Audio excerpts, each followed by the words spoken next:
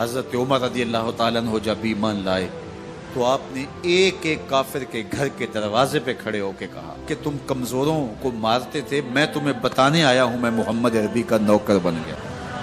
بلکہ آپ نے اعلان کیا جس نے اپنی بیوی کو بیوہ اور بچوں کو یتیم کروانا ہو اور اپنے ماں باپ کی کمر کو جھکانا ہو وہ عمر کے مقابلے میں آئے۔ اللہ اکبر۔ زنیرہ نامی ایک خاتون تھی، بہت کمزور، راوی کہتا ہے کہ اس کی ہڈیوں میں گودا نہیں تھا، عشق رسول تھا، اور اس کا ظالم آقا اس کو مارتا ہے، اور جب مار مار کے تھک جاتا ہے ادھر سے عمر آ رہے ہیں، یہ اسلام لانے کے پہلے کی کہانی ہے، ادھر سے عمر آ رہے ہیں تو اس نے کہا عمر تم جوان آدمی ہو تو یہ چھوڑتی نہیں ہے اپنے نبی کا نام، ذرا تم آؤ۔ عمر کوڑا پکڑ لیتے اسے مارتے مارتے تھک جاتے ہیں تو پانی پینے لگتے ہیں، تو کہتے ہیں مجھے تیرے پہ ترس نہیں آیا لیکن میں ذرا پانی پینے لگا ہوں، اور پھر گلے کے اندر ڈال کر کے کوڑا اور اس کی رسی کو پل دیتے ہیں اور اس کی آنکھیں باہر نکل آتی ہیں اور کہتے ہیں بلا اپنے نبی کو جو تیری آنکھوں کی بینائی واپس کرے۔ اللہ اکبر۔ تو اس نے آسمان کی طرف منہ کر کے کہا مالک میں کبھی بھی آنکھوں کی بینائی نہ مانگتی لیکن اب تیرے نبی کی عزت کا سوال ہے۔ آنکھوں کی بینائی واپس ہو جاتی ہے۔ زنیرہ کو بڑا مارا، آج عمر گلیوں میں آنکھوں میں آنسو ہیں اور عجیب دلے بے تاب ہے اور کہتے ہیں آؤ بھئی میں حضور کا غلام بن گیا ہوں، تمہیں بتانے آیا ہوں۔ زنیرہ نے موڑ کاٹا تو آگے عمر یہ آواز دے رہے تھے۔ زنیرہ ایک کونے پہ کھڑے ہو کے رو کے کہتی ہے عمر تم تو بڑے اس دن جوش و غضب میں تھے اور تم مارتے ہوئے تھکتے نہیں تھے۔ تو عمر نے کہا زنیرہ اس دن میں نے دیکھا نہیں تھا، اب میں محمد عربی کو دیکھ آیا ہوں۔ جنہ ویکھیا نہیں ہو کرن گلاں، جنہ ویکھیا نہیں ہو کرن گلاں، جنہ ویکھیا ہو تے بول دے، جڑے محرم راز حقیقت دے اور راز حقیقت کھول دے۔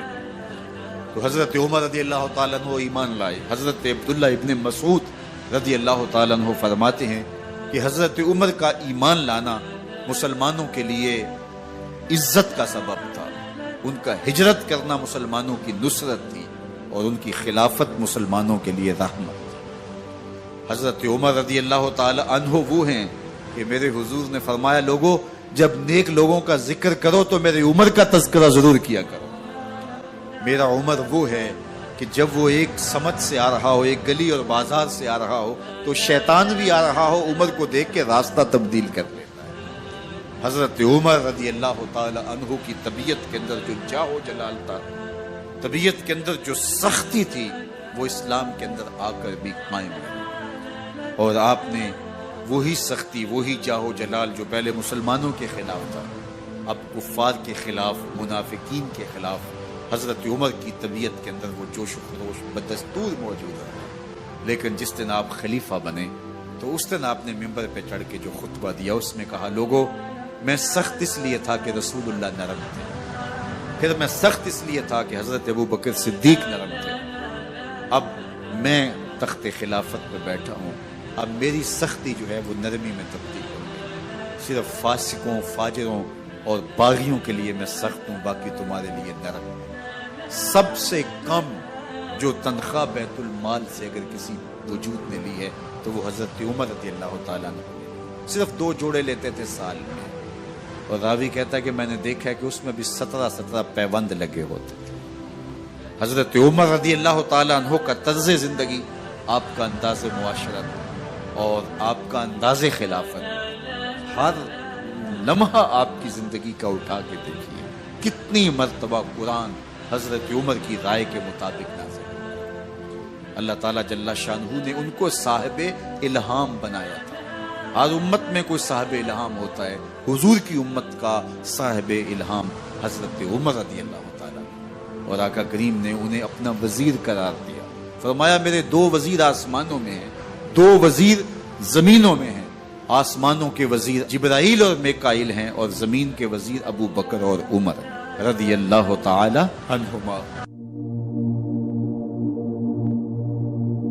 ایک دن حضرت عمر بیٹھ کے رو رہے تھے تو کسی نے کہا حضرت رو کیوں رہے ہیں؟ فرمایا کہ میں اس لیے رو رہا ہوں کہ فلاں پل سے بکریاں گزری ہیں، تو پل کے اندر شکستگی تھی، ٹوٹا ہوا تھا پل درمیان میں، اس میں ایک بکری کی ٹانگ ٹوٹ گئی ہے۔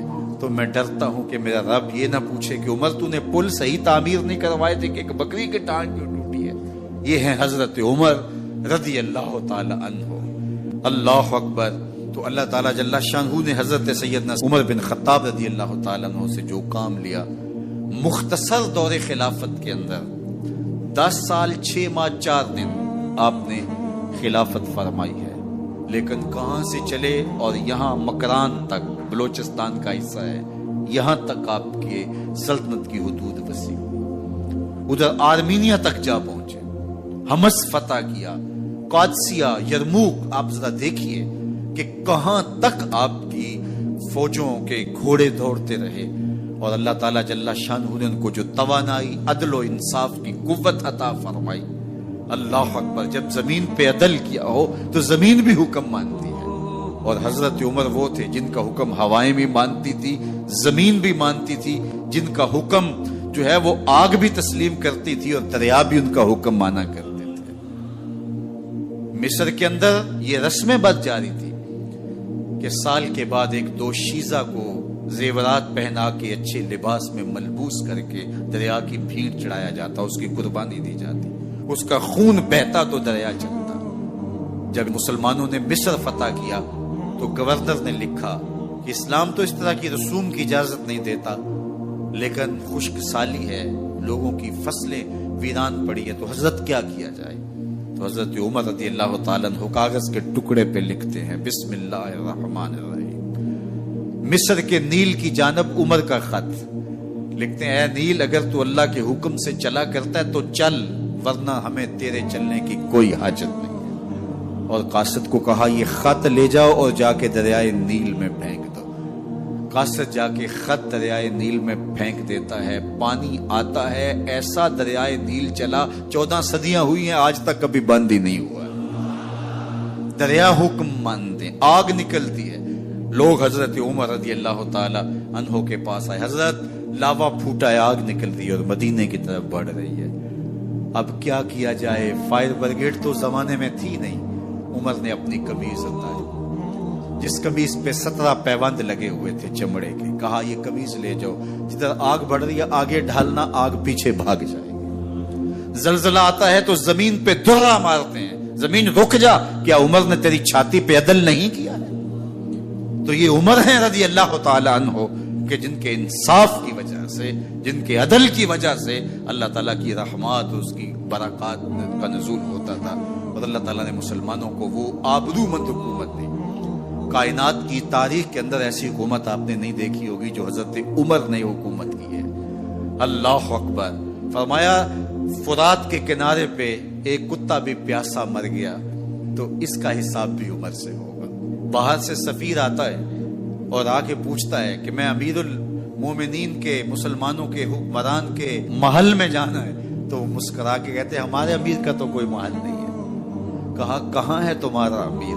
کہا مسجد نبوی میں ہوگا یا بیت المال کی اونٹوں کی دیکھ بھال میں لگا ہوگا۔ وہ جب گئے تو مسجد میں نہیں ہے، اللہ اکبر، وہاں گئے تو وہاں بھی نہیں ہے۔ پھر کیا دیکھتے ہیں کہ عمر رضی اللہ تعالی عنہ جنت البقیع کے پاس ایک درخت کے نیچے اینٹ کا سرانہ رکھ کے سوئے ہوئے، تو اس نے کہا عمر تو نے عدل کیا ہے، تجھے کچی اینٹ پہ بھی نیند آ گئی۔ ہمارے حکمرانوں نے انصاف نہیں کیا اور وہ بند اور محفوظ کمروں کے اندر بھی سکون اور چین کی نہیں سو سکتے۔ حضرت سیدنا عمر رضی اللہ تعالیٰ عنہ نے اس طرح ان امور سلطنت نبھائے۔ آپ دن کو لوگوں کی دیکھ بھالی کرتے، لوگوں کی ضروریات سنتے سمجھتے، اور جب رات پڑتی لوگ سو جاتے، عمر مدینے کی گلیوں میں پہرا دیتے۔ کائنات نے کوئی ایسا بھی حکمران دیکھا ہوگا؟ اللہ اکبر۔ وہ مجاہد جو مختلف محاذات پہ گئے ہوئے ہوتے، ان کے گھروں کی دیکھ بھالی کرتے، ان کی ضروریات کا خیال رکھتے، ان کی آبرو کا پہرا دیتے۔ راتوں کی تنہائیوں کے اندر حضرت عمر اٹھتے اور جا کے گشت کرتے، چکر لگاتے، دیکھتے کوئی آنکھ پر نم نہ ہو، مفلسی کا کسی گھر میں ماتم نہ ہو۔